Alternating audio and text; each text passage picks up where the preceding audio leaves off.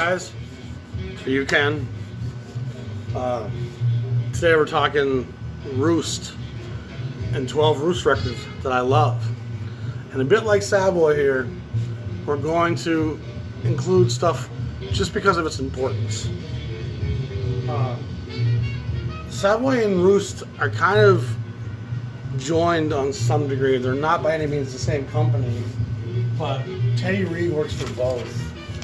And Teddy Rieg, who founds Roost, worked for Savoy in the late 40s when they were recording the Parkers and the Gillespies. And they seem to share a lot of traits. Rieg was born to a Jewish family on 110th Street in Harlem. He began hanging out in New York jazz rooms, ballrooms, clubs, hotspots, integrating himself with the musicians, managers, and impresarios. Historian Dave Ritz profiled Rieg as a 300-pound plus, 6-foot Jewish promoter born in Harlem, raised among the thieves and geniuses of the jazz world, and as an impassioned fan who mastered the art of networking at an early age. In 45, of course, he produces that first Parker recording over at Savoy, and a lot of critics say had he done nothing else, he would be important for that alone. He also was responsible for the first recordings of Stan Getz and Miles Davis at Savoy. There's no question that much of this wonderful jazz would have gone unpreserved had not Rieg interrupted his small-time 52nd Street hustle to become an artful bridge between the musicians and the money men needed to seed a recording session. So basically, it's kind of saying the guy was a hustler, probably a pimp, probably a drug dealer, but he was putting a lot of that money into recording these black musicians, and they're giving him a pass. I'm passing him too. So he seems like the more human side of the Herman Lubinsky, Teddy Rieg coalition, and I'm guessing that there was probably a conflict between these two huge Jewish men who saw the people they worked with in different lights. He recorded Parker, and I think this is a great little quote here. Rieg later reminisced, "Bird's playing says it all. Listen to anybody, Ben Webster, Coleman Hawkins the Hawk, Lester Young, you'll hear the personality of the artist come through. Bird also had a story to tell, and it was a beautiful story. Sometimes I take some of Bird's up-tempo things and play them at slower speeds. You can hear the beautiful melody line clearly. It's not just a gang of notes like some of the guys who think they're playing like Bird spew out." Boy, that's a mouthful. That's a mouthful. And I think a lot of times you get into the avant-garde and the free stuff, guys are just spewing notes out. If you slowed it down, would there be that melodic context? The other guy who is going to be very similar in that sense is Clifford Brown. Clifford Brown has that same melodic drive at any tempo. He keeps it on track. A lot of guys can't do that. So again, I think sometimes the insight of some of these guys who are running these labels helps define the music that's on the label and the musician. The great R&B producer Jerry Wexler said Teddy Rieg had a wonderful taste in cosmic chutzpah. Teddy was the embodiment of Norman Mailer's white Negro. He had a green card into the black nation. He married a black woman, lived black. Before any of us, he also understood how to make a buck off music, and brilliant music at that. Teddy was the guy who produced Bird's landmark recording for Savoy, blah, blah, blah. Teddy was responsible for Basie's best stuff. Teddy was a freelancer and a wheeler dealer who suffered no fools and took no prisoners. He could be rude and crude, smoked enough reefer to launch a rocket. Some considered him a liar and a schemer and self-serving schmuck. I liked him. I liked the music he made. I liked the fact that he delivered. Were it not for guys like him, the world of recorded jazz would be consistently poorer. So enough on Teddy Rieg, but again, it just gives you some insight into the world these jazz guys, these black jazz guys are playing in. Even Rieg sounds like a handful on a bad day, but he sounds like a kitten next to Herman Lubinsky. But right now we're listening to, actually we're listening to Dizzy Gillespie right now, so we're going to switch here.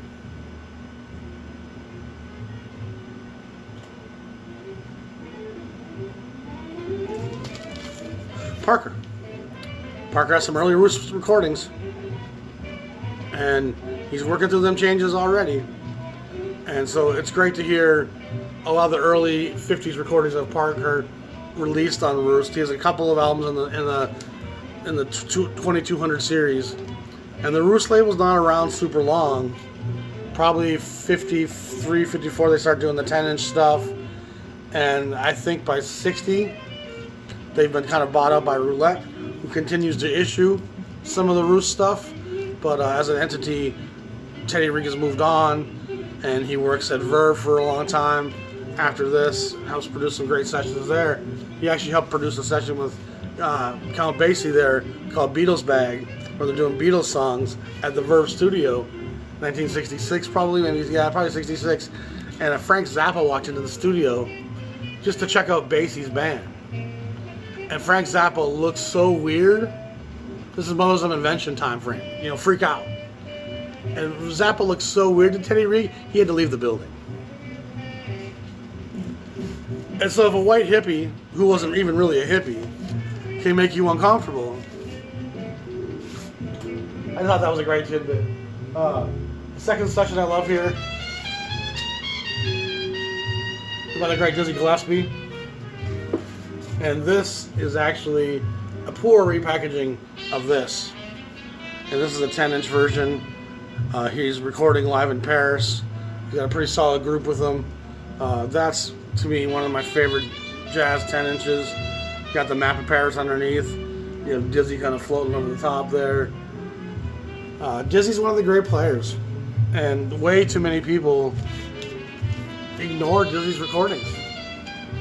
And he's probably as important for the teaching he did in teaching cats how to play bebop and teaching cats the music and how to survive in the music.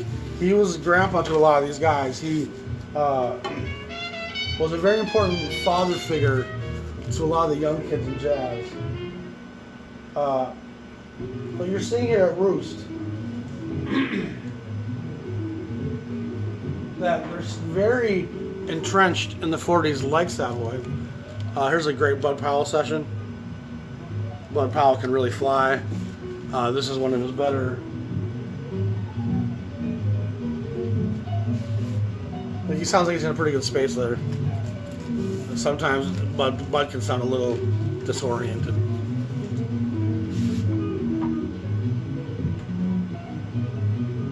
But you can see that Parker, Gillespie, Bud Powell, these are names from the bebop era. And this is what they're issuing in 55, but it's all important stuff. They start moving a little bit more modern,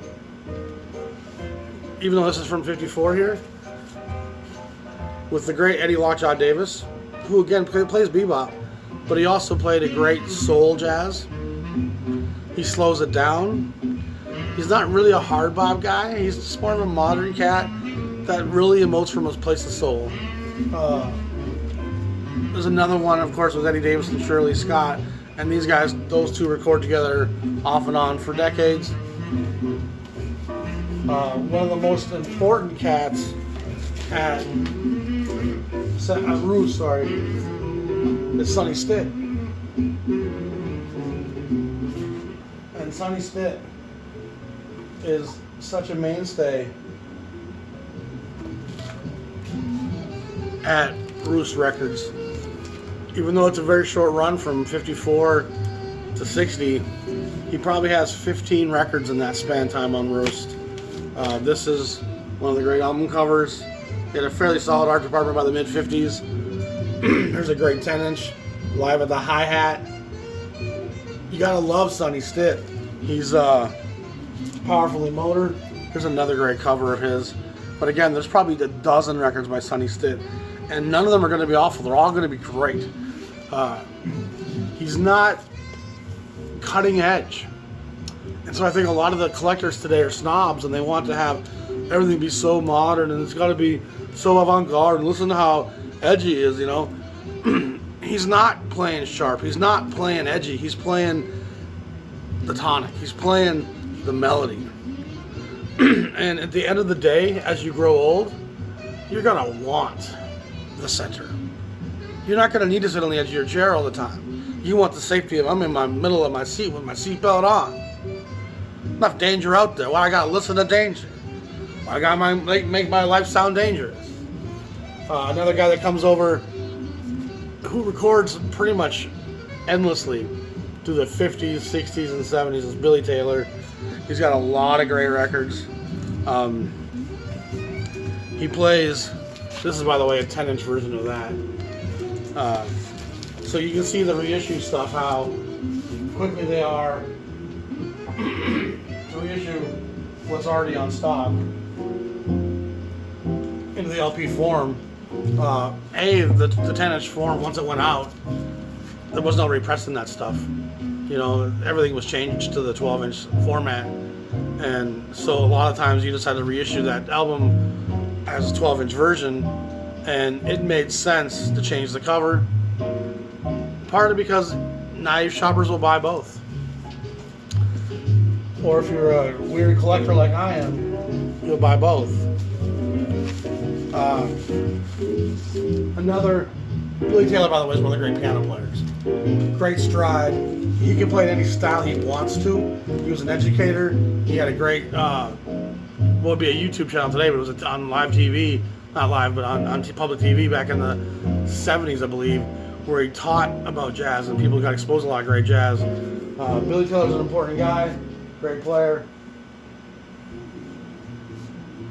One of the reasons why Roost is really important is a lot of Stan Getz very early work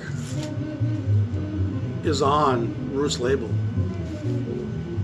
And before Stan Getz was doing Bossa Nova, going to Brazil, hanging out with Antonio Carlos Jobim, he was a New York heroin doing hard bop, bebop player. Getz is a bad boy. And I think we get misled by Girl from Ipanema, which he plays wonderfully on. I love that song. But Getz at Storyville, the Royal Roost, by the way, was a New York club that Teddy Rieg named this label after. He's got a number of Roost titles that are really great stuff. And it's not going to make you think of his Verve output at all. Verve is another, Getz is another guy that Verve takes over and kind of brings over to that more commercial side at Verve. And these things hurt small labels. A player that not many people know much about, who has a beautiful tone. There's two records here on Roost. Is the great Selden Power.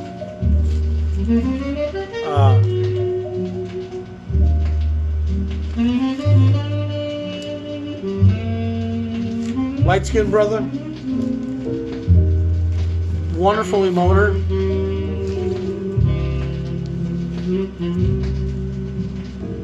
Beautiful tone. Just a gorgeous tone.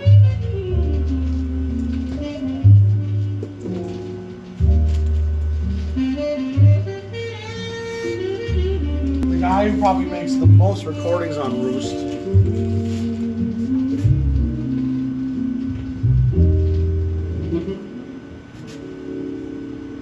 is, of course, Johnny Smith. One of the great guitar players, a guy I love. I play him at my lunch brunches all the time because you can just drink a mimosa and swallow down a little bit of sausage in your mouth to that. He's pretty much at the label throughout its run. You can see here where in the Savoy, in the Roost 400 series, 10-inch series, he's got a lot of 10 inches. And he's just a great player. He's kind of unheralded. He also works with Stan Getz on a number of these sessions. This is a beautiful record. So, Johnny Smith record, if you're in a store and you see one on Roost, and it's only going for a handful of pennies, they'll never be more than 40 bucks, you know, ever. Buy that.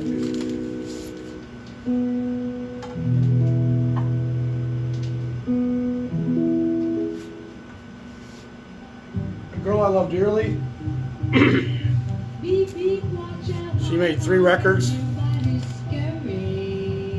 on the Roost label. This is Beverly Kenny. She has a bit of Ella Fitzgerald in her kind of delivery. She's fun. She's light. But she swings. And if I recall, she comes to a rather tragic end early. I think she killed herself. I'm not promising that, but I think that she did. I should have looked it up before I did this. My mind's getting old. But there was no sign of that pain or depression on her Roost recordings. She's very kind of flamboyant, very flirty, light and darting about. She sounds like a fun gal that you'd love to have living next to you. Similar in vein is Ruth Price. Again, Johnny Smith plays the guitar. She has a record on Contemporary as well. A lot of gospel in her tone. Great singer. I'm going to move this episode along because I hate when they get too long.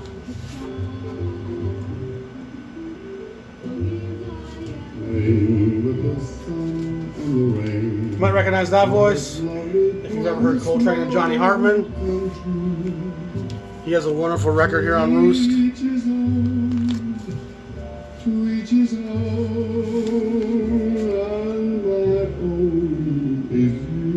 This is a little less jazzy here than what he does on the Impulse label, but it's not as poppy as what he does on the ABC label.